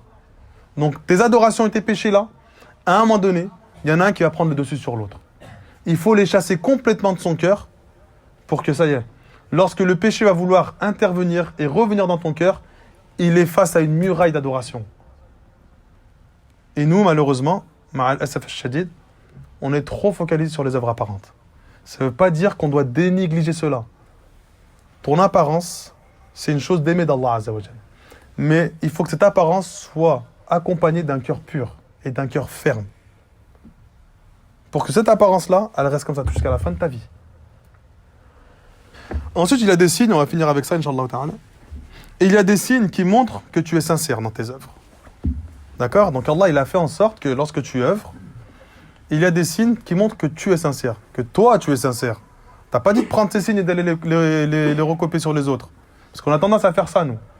On prend les signes qui montrent l'insincérité d'une personne et on se le met pas sur nous-mêmes. On va aller voir les autres. Non, là, des signes qui montrent que toi, tu es sincère. Et tu observes. Si ces signes, tu es concerné par cela, alhamdoulilah, c'est que tu tu es proche de la sincérité ou peut-être que tu es quelqu'un de sincère pour Allah subhanahu wa ta'ala. Le premier signe qui montre que tu es sincère, c'est que tu aimes et que tu veux plus que tout que la vérité soit propagée. Tu œuvres pas simplement pour toi. Tu œuvres pour la fierté de la religion d'Allah subhanahu wa ta'ala. Tu veux mettre en avant le message d'Allah subhanahu wa ta'ala, le message de notre prophète Muhammad sallallahu alayhi wa sallam. Et peu importe, et c'est là qui est important, peu importe si ce message, il provient de toi ou d'un autre que toi. Toi, tu aimes que la vérité soit propagée. Si cette vérité vient de toi, tant mieux. Si cette vérité ne vient pas de toi, c'est pas grave. Ça te dérange pas. À l'image d'un médecin. Les savants de science, ils disent c'est à l'image d'un médecin. Lorsque une personne est malade, ils veulent tous trouver la cause de sa maladie. S'il trouve lui, il est content. Si un autre que lui le trouve, il est content aussi. Parce qu'ils ont réussi à faire front face à un seul et une chose, c'est quoi? Ce mal. Ils cherchent ça. Et bien nous, dans nos œuvres, on doit être comme ça. Lorsque tu veux propager le bien, et que ce bien se propage, s'il est de par ta cause, remercie Allah Azza wa Jal. Mais s'il n'est pas de par ta cause, il faut que tu en sois réjoui et que tu sois content. Il y en a malheureusement, ils veulent que tout passe par eux. Dès que quelqu'un fait un projet, s'il n'est pas à l'initiative de ce projet-là, il va le critiquer. Parce qu'il veut que tout vienne de lui. Quelqu'un fait une école de Coran, ils vont la critiquer. Parce que ce n'est pas eux qui sont à l'initiative de cette adoration. Quelqu'un il fait un projet, n'importe quel projet, il veut construire une mosquée, si lui il n'est pas à l'initiative de cela, il va critiquer cette mosquée-là, ou les gens de cette mosquée-là. Si tu es comme ça, sache que tu as un manque de sincérité. Ce sont des signes que tu n'es pas sincère. C'est que tu veux que tout passe par toi. Quelqu'un il a fait une erreur, il s'est repenti. Ce repentir n'est pas passé par toi, tu ne l'acceptes pas. Et ça existe. Parce qu'on l'a vécu. Des frères qui ont fait des erreurs, qui ont été conseillés par certains, ils n'ont pas accepté le conseil. Ils ont été conseillés par d'autres, ils ont accepté le conseil, ils se sont repentis. Mais ils n'ont pas accepté le repentir, pourquoi? Parce qu'il n'est pas passé par eux. Ça, c'est un signe que tu n'es pas sincère. Donc ça, il faut que tu regardes sur ta propre personne. Le khair qui est propagé. Est-ce que tu l'aimes, même s'il ne provient pas de toi? Et est-ce que toi, tu essaies de participer? Il faut que avoir cette fierté. L'Yawm al-Qiyamah, le prophète, il va avoir cette fierté de voir sa communauté la plus grande des communautés. Il veut avoir une communauté plus grande que celle de Moussa, parce qu'il a vu celle de Moussa. Et il veut que la sienne soit plus grande. Il faut que toi, tu aies cette fierté et que tu te dises, l'Yawm al-Qiyamah, lorsque bi'idhnillah, tu vas te retrouver avec cette communauté qui va s'approcher du prophète, te dire, ce groupe de personnes-là, c'est moi. Par la grâce d'Allah, par la volonté d'Allah, j'en suis la cause. Il faut que tu aies envie de cette fierté-là. Tu te dises, moi, j'ai participé à présenter au prophète sallallahu alayhi wa sallam une grande communauté. Tu n'es pas arrivé tout seul et il n'y a personne. Au contraire, tu as été une barrière. Cheikh Saad al-Chathri, hafidhallahu ta'ala, lorsqu'il est venu en France, il a dit à des gens de la sunna, ce sont des barrières pour l'entrée en islam d'autres personnes. Et ce sont des barrières pour l'entrée dans ce minhaj d'autres personnes. Les gens, ils sont étonnés. Comment? Toi, tu es sur la vérité et tu es une barrière. Il dit parce qu'il y a des gens, par leur comportement, ils montrent aux autres un chemin qu'ils n'ont pas envie de prendre. Il rentre dans l'istiqama, il devient fermé, il devient dur. Ses parents le voient. Il ne devient pas meilleur que ce qu'il était avant, il devient pire. Donc toi, tu empêches les gens de devenir comme toi et de prendre ce chemin de vérité. Parce que justement, ils ne veulent pas devenir comme toi. Et ton comportement, en réalité, ne reflète pas la sunna du prophète sallallahu alayhi wa sallam. Loin de là. Et il a dit ensuite, je vais vous donner un exemple qui va vous faire comprendre cela.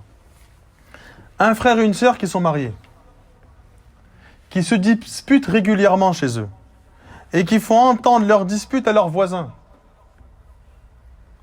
Ils vont montrer aux voisins que le chemin qu'eux ont décidé de prendre n'est pas le chemin qui mène au bonheur. Et il dit en plus, il suffit que cette personne-là vit un mariage plus ou moins heureux pour qu'ils se disent, le chemin que j'ai pris, il est meilleur que son chemin. Lorsque ce frère-là va vouloir prêcher son voisin, mais jamais va l'écouter. Parce qu'il se dit, si je te suis, je vais me comporter avec ma femme comme toi, tu te comportes avec ta femme. Ma femme va se comporter avec moi comme ta femme se comporte avec toi. Parce que tu as montré aux gens ce qu'il ne fallait pas montrer.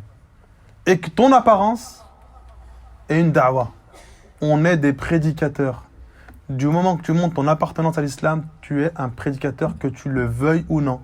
On va le répéter à chaque cours, mais il faut le dire.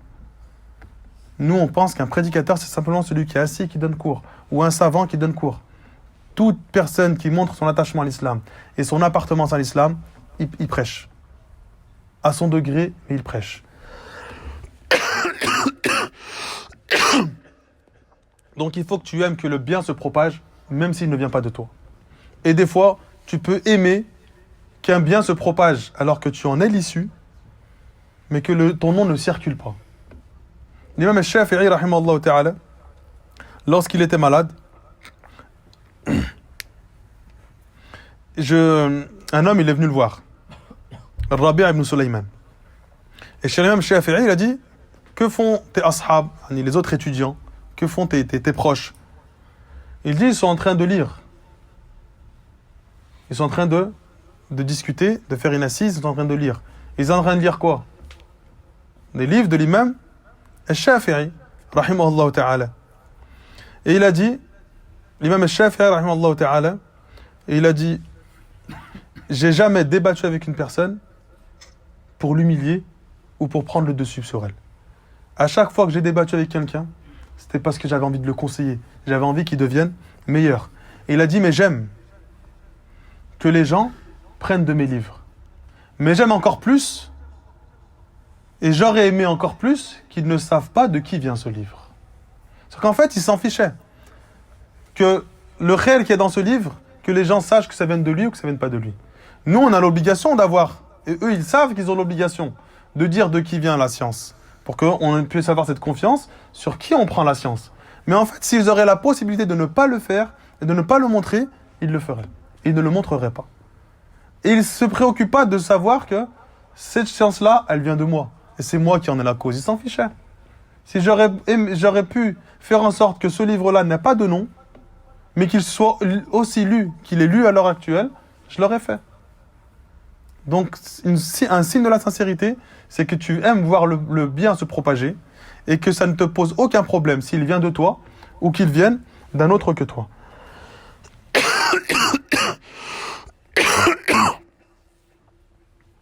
Le deuxième signe de la sincérité, c'est que tu ne te préoccupes pas des éloges des gens. Que tu peux être attiré par cela, mais en fait, ce n'est pas un moteur pour toi. Lorsque tu fais du bien, ton moteur premier, ton moteur principal, ce n'est pas les éloges des gens. Et lorsque tu te mets en avant ça, en fait, tu t'en fiches de ta propre personne. Tu n'as pas d'estime de toi-même, tu fais le khayr. Si les gens disent du bien de toi, ça ne te perturbe pas tant que ça en réalité. Ça, c'est un des signes de la sincérité. Et que tu ne recherches pas cela.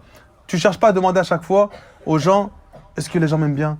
Ou est-ce que les gens m'aiment pas? Ou lorsque tu fais quelque chose, est-ce que j'ai bien fait? Ou est-ce que j'ai pas bien fait? D'accord? Ça, tu le fais avec certains de tes proches, afin qu'ils te rectifient. Tu ne vas pas courir après tout le monde pour savoir si les gens ont bien aimé ce que tu as fait ou pas. Si tu fais la chose sincèrement, elle va pénétrer le cœur des gens. Tu fais la chose sincèrement, tu fais la chose de la meilleure des manières, ça pénètre le cœur des gens. Allah, il te demande d'être sincère, ou al-qaboul, c'est pas entre tes mains. L'acceptation de ce que tu dis, c'est pas entre tes mains. Tu es sincère, Allah, il fait le reste. Nous, on n'est pas responsable du résultat. Dans chaque chose, on met toutes les causes pour bien éduquer nos enfants, le résultat, il appartient à Allah Azza wa Jal. On met toutes les causes pour se marier avec une sœur pieuse, le résultat, il appartient à Allah Azza wa Jal. On met toutes les causes pour faire un cours de qualité, le résultat, il appartient à qui? Allah subhanahu wa ta'ala, on ne se préoccupe pas. Est-ce que les gens aiment ou est-ce que les gens n'aiment pas? On fait la chose et on ne se préoccupe pas, on ne se tourne pas sur l'éloge que vont faire les gens de nous. Certains salafs disaient, rahimahumullah ta'ala, il y a 3 choses qui sont des signes de la sincérité. La première, c'est que tu ne portes pas d'importance, tu ne donnes pas d'importance à l'éloge que les gens de toi, et tu ne donnes pas d'importance aux critiques que les gens font de toi. Un premier signe de la sincérité. Tu œuvres, peu importe ce que les gens disent. La deuxième, c'est que lorsque tu œuvres, tu oublies complètement que des gens sont en train de t'entourer. C'est-à-dire que tu sais, tu rentres dans la prière, tu te préoccupes même plus de il y a des gens, il n'y a pas des gens. Tu jeûnes, tu te préoccupes plus. Tu lis le Coran, tu ne fais plus attention, il y a des gens autour de toi ou il n'y a pas des gens. Si tu es ainsi dans l'état d'adoration, tu ne te préoccupes plus de ce qu'il y a autour de toi et des gens qui sont autour de toi, c'est un deuxième signe de l'insincérité. Un troisième signe de l'insincérité, c'est que, et elle est liée aussi à l'éloge, c'est que toi tu attends la récompense d'Allah Azza wa Jal et que tu sais pertinemment que la récompense d'Allah Azza wa Jal n'est pas liée à l'éloge des gens sur toi. Donc si tu œuvres en espérant qu'Allah te récompense, mais que les gens te critiquent, tu vas pas te dire ah, peut-être parce qu'ils me critiquent, alors Allah il va pas accepter de moi, ou peut-être parce que Allah il veut me faire montrer certaines choses. Non, tu œuvres. C'est une adoration, c'est une chose qu'Allah aime. Tu rentres pas tous ces wasawis dans ta tête. Parce que justement, tu te détournes complètement de ce que les gens pensent de toi. Un troisième moyen qui te permet de savoir si tu es sincère, c'est justement que tu sors de ton cœur les gens. Tu sors complètement de ton cœur les gens. Tu œuvres, peu importe si les gens aiment ou n'aiment pas. Certains salafs, ils ont rapporté que ils ont vu un homme, il dit, j'ai vu un homme faire le tawaf autour de la Kaaba. Mais il faisait le tawaf et il y avait beaucoup de personnes autour de lui qui faisaient sa sécurité. Du coup, il a fait le tawaf et en fait, il faisait presque le tawaf tout seul parce qu'ils ont fait un cercle pour qu'il soit seul. Il y avait des gens, une sécurité qui faisait cela. Et il a dit ensuite, j'ai vu cet homme, plus tard dans la vie, qui faisait la manche. Et je suis parti le voir. Je dis, pourquoi, quand je t'ai vu faire le tawaf, j'ai eu l'impression que tu étais quelqu'un d'important. Et là, je vois que tu fais la manche. Il a dit, oui, j'ai eu envie. Ou plutôt, il n'a pas vu directement, il l'a vu quelques temps plus tard, Afouane. Et quelques temps plus tard, il l'a vu, c'était un mendiant. Et il a dit, pourquoi je t'ai vu faire le tawaf et tu donnais l'impression que tu étais quelqu'un d'important, et maintenant je vois que tu es un mendiant. Et il a dit, parce que j'avais envie de montrer aux gens que j'étais quelqu'un. Alors j'ai payé des gens pour qu'ils fassent cette sécurité et pour qu'on pense de moi que j'étais quelqu'un d'élevé. Et à cause de cela, Allah m'a enlevé tout ce que je possédais. Et maintenant j'ai réellement besoin des gens. Qu'ils m'aident. Ça c'est, dans son cœur, il n'a pas chassé les gens, ou ce que les gens vont penser de lui. Donc si toi, à chaque fois, tu te préoccupes, ou que tu œuvres pour que les gens pensent de toi certaines choses de bien, ou pour pas qu'ils te critiquent, d'accord? Tu vas orienter tes cours pour pas qu'ils te critiquent. Tu vas citer certains machaïrs, parce que citer certains savants, c'est une preuve de ton istiqama, une preuve de ta salafiyya. Les gens, ils sont comme ça. Il faut que tu prouves. T'as rien à prouver à personne, en fait. Tu œuvres. Si Allah aime, aime. Alhamdoulilah. Si les gens détestent, ça ne te préoccupe pas. Toi, tu œuvres pour satisfaire Allah subhanahu wa ta'ala. Lorsque tu cites un savant, c'est parce que ce savant-là, il a une utilité dans ton dars. Tu vas pas courir après les paroles de certains savants, tu vas commencer à retourner Internet parce que tu as envie de le citer lui. Parce que si tu le cites lui, les gens vont dire, ah lui, mashallah, c'est un bon salafi. Il y a des prédicateurs, ils sont comme ça, malheureusement. Toi, tu œuvres. Si sa parole, elle est pertinente, tu la cites. Si sa parole, elle n'est pas pertinente, eh ben, tu la cites pas. On voit des personnes, des fois, elles postent des choses sur les réseaux, des paroles de gens de science. Hein. Et alhamdoulilah, on enlève... C'est pas insultant envers les savants. Mais ils disent des paroles qui sont... Il y a rien... Franchement, c'est des paroles normales. Il n'y a rien d'extraordinaire. Mais parce que c'est ce shirk-là qui l'a dit, alors il faut qu'on fasse un montage et qu'on le mette et qu'on le poste sur nos réseaux pour montrer qu'en réalité... Mais en fait, son contenu, il n'a rien d'extraordinaire. Il a dit de nombreuses autres paroles meilleures. Tu n'as même pas calculé, en fait, parce que ton but premier, c'est simplement de vouloir montrer aux gens que toi, ce savoir-là, tu le suis. Donc, tu n'as pas chassé de ton cœur les gens. Lorsque tu œuvres comme ça, c'est que les gens, ils sont présents dans ton cœur. Quand tu fais cette tadawa, ton but, une des intentions, c'est que, qu'est-ce qu'ils vont penser de moi? Qu'est-ce qu'ils vont dire de moi? Œuvre, on s'en fiche. T'es content, t'es pas content, va assister à un autre. Il y a plein de prédicateurs. Si un cours d'un tel, il te plaît pas, va assister à un autre. Le but, c'est que tu entres au paradis. Que tu rentres au paradis par le biais de nos cours ou par le biais de d'autres cours, la finalité, c'est la même, c'est que cette personne-là, elle entre au paradis. Donc on s'en fiche. Nous, on s'en fiche que tu aimes ou pas. Alors toi, il faut que tu t'en fiches aussi. Non, il faut que j'assiste au cours de ce frère, parce que ce frère-là, machin. Non, ce frère-là, s'il a un usloub qui ne te convient pas, eh ben va assister à un autre. Il y a des frères, mashallah, ils sont sur la sunna. Allah mabarak, ils ont beaucoup de khayr. Mais ils ont une pédagogie qui ne te convient pas. Pourquoi tu te fatigues à assister à son cours, alors que tu pourrais assister à un autre cours dans le même temps, qui est meilleur? Simplement parce que tu veux prouver aux gens que ce cours-là, toi, tu as assisté. Pour nous, ça marche pas trop. Mais avec les savants, ça marche. Il y en a, ils vont assister à des cours de savants, simplement pour faire acte de présence, pour montrer, oui, je suis un bon Jean Salafi, j'assiste à son cours. Mais en fait, tu comprends rien. Il y a d'autres cours qui sont meilleurs pour toi que ce cours-là en particulier. Tu veux prouver quoi? Celui qui est ainsi, c'est pour ça qu'il faut absolument demander des comptes à son âme. Celui qui est ainsi, qu'il sache qu'il a un manque de sincérité. Parce que quand il œuvre, c'est pour satisfaire. C'est pour satisfaire les gens. Lorsqu'il délaisse une chose, il la délaisse pour satisfaire les gens. Donc en fait, tout ce qu'il fait, c'est pour satisfaire les gens. Cheikh Islam ibn Taymiyyah rahimahullah ta'ala, il dit, celui qui est enfermé, d'accord, c'est celui qui a enfermé son cœur dans les limites qu'Allah Azza wa Jal lui a données. Il a dit, ça c'est celui qui est enfermé. C'est-à-dire, en fait, on pense que ça peut être négatif, mais dans la suite du discours, on voit que c'est pas négatif. Il a dit, celui qui est prisonnier, il n'est pas enfermé. Lui, il est prisonnier, c'est celui qui est prisonnier de ses passions et qui cherche constamment l'agrément des gens. Donc celui qui est enfermé, c'est celui qui a enfermé son cœur dans les limites qu'Allah subhanahu wa ta'ala lui a données.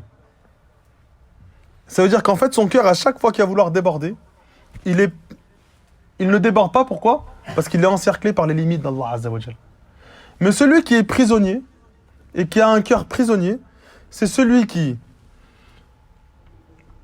a donné à son cœur tout ce qu'il désire. Donc en fait, on pourrait penser que ce cœur-là, en fait, il est libre parce qu'il possède tout ce qu'il veut. Et il a tout ce qu'il veut. Mais en réalité, c'est lui qui est prisonnier. Et l'autre cœur qui est limité par les lois d'Allah subhanahu wa ta'ala, on pourrait paraître que c'est lui qui est prisonnier. Mais en fait, c'est lui qui est libre. Nous, d'apparence, on se restreint, on se prive de plein de choses. Les gens qui ne sont pas moustaqim et qui ne sont pas dans cette droiture, ils pensent que nous, on est prisonniers de notre vie. Alors qu'en fait, c'est nous, on est libre. Ton cœur, il est apaisé. Peu importe ce qui t'arrive dans ta vie, ton cœur, il est apaisé. Et eux, leur cœur, il a tout ce qu'il veut. Mais la moindre épreuve, elle anéantit sa vie. Donc lui, il paraît libre. Mais en fait, son cœur, il est prisonnier de ses passions. Toi, tu parais enfermé. Mais en fait, ton cœur, il est libre. Pourquoi? Parce qu'il ne dépasse jamais les limites d'Allah subhanahu wa ta'ala. C'est l'heure des salam ou pas? C'est quand même l'heure, Inch'Allah. Non, parce qu'après, on va rentrer dans... Il y a un autre bab qui est un peu long, on n'entrera pas dedans. La semaine prochaine, Inch'Allah ta'ala, on entrera dans le El-Yaqin, une autre œuvre du cœur, qui est la certitude. Ces cours-là, c'est des cours qu'il faut réécouter en boucle ou dans lesquels il faut lire. En fait, il faut être immergé dans ça, dans les actions du cœur. Pourquoi? Parce que lorsque tu vas lire constamment sur la sincérité, les comportements des salafs avec la sincérité, tout le temps, ça va te remettre en question. Et cette sincérité-là, elle peut pas être présente dans ton cœur de manière parfaite si tu l'oublies, entre guillemets. Il faut tout le temps qu'elle soit présente dans ta tête. Il faut que tout le temps tu fasses en sorte d'avoir ce rappel-là que la sincérité, c'est quelque chose qui est la base de ta religion et qui va te valoir la satisfaction d'Allah subhanahu wa ta'ala. Donc régulièrement, constamment, lire dessus. C'est le travail du prophète sallallahu alayhi wa sallam qu'il a eu avec ses compagnons pendant 23 années. Il n'a pas cessé d'appeler les compagnons aux œuvres du cœur, jusqu'à ce qu'ils aient dans leur cœur cette immensité d'Allah subhanahu wa ta'ala. Et toutes les œuvres du cœur étaient intégrées et installées dans leur cœur, et malgré cela, le prophète, il continuait, perpétuellement, régulièrement, à enseigner cela aux compagnons. Pourquoi? Parce que si tu fais pas ça, ton cœur, il va être dispersé, il va être distrait. Et on sait, on est tous concernés par cela. En fait, il faut prendre une règle, ce que toi tu ressens, en fait, les autres le ressentent également. Si tu sens que ton cœur, il est attiré par de nombreuses passions, eh bien, sache que les autres, ils sont touchés par cela aussi. Donc, il faut que tu te dises que c'est un combat qu'on doit avoir tous ensemble. Il faut qu'on s'entraide dans le fait de se rapprocher d'Allah subhanahu wa ta'ala. Et s'entraider de cette manière-là, c'est se rappeler régulièrement, même entre frères, pas forcément lorsque vous assistez à un cours, mais faire des assises entre frères où vous vous évoquez les œuvres du cœur. Vous prenez un livre, vous le lisez, et ça, c'est un travail que tu dois faire tout au long de ta vie. Et lorsque tu vas faire cela, tu verras, tu vas prendre un plaisir à l'adoration que tu n'avais pas avant. Pourquoi ? Parce que ça y est, tu as chassé de ton cœur ces turpitudes. Surtout pour ceux qui ont eu un lourd passé. Je garde ces quelques minutes. Il y en a, ils n'ont pas eu un gros passé. Leur cœur, il est attaché à certaines choses, il a aimé certaines choses, mais ils sont entrés dans le din assez tôt. Donc son cœur, il n'est pas réellement attaché à beaucoup de choses. Il y en a d'autres, malheureusement, ils ont eu un gros passé. Et leur cœur, il est encore attaché à cela. Si tu ne fais pas ce travail-là, ce passé-là, il va te rattraper. Ce passé-là, il va te coller la peau. Tu vas toujours avoir envie. Shaitan, il va t'embellir la chose, il va faire en sorte que tu racontes les histoires d'avant, juste comme ça pour rigoler. Mais en fait, en les évoquant, tu es en train d'attacher ton cœur à cette chose-là. Shaitan, il te fait embellir des choses que tu détestais avant. Lorsqu'on était au Yémen, on commençait à se rappeler des histoires du quartier, tout ça. Mais on se rappelait des choses qu'on détestait en fait. On s'ennuyait, on n'avait rien à faire, on avait une vie qui n'était pas agréable. Et lorsque tu rentres dans cette istiqama, que tu commences à discuter, presque c'est quelque chose qui est plaisant. Alors qu'en fait, tu l'as détesté. Cette vie-là, tu l'as détestée. Mais Shaitan, il commence à te l'embellir. Il te ramène les quelques bons côtés où entre guillemets, tu as commencé à planer, à rigoler, pour que ton cœur redevienne attaché à ça. Pour que tu te dises, en fait, c'était pas si mal. Si tu fais pas ce travail-là sur les œuvres du cœur, malheureusement, ton passé va te rattraper. Surtout pour ceux qui ont un passé difficile et qui leur colle encore à la peau. Il faut absolument chasser tout cela de votre cœur. D'accord, les frères ? Donc, c'est l'heure ou pas ? إلى هنا سبحانك اللهم وبحمدك لا إله إلا أنت أستغفرك وأتوب إليك. C'est moi qui ai vu ou c'est un frère qui l'a vu en face ?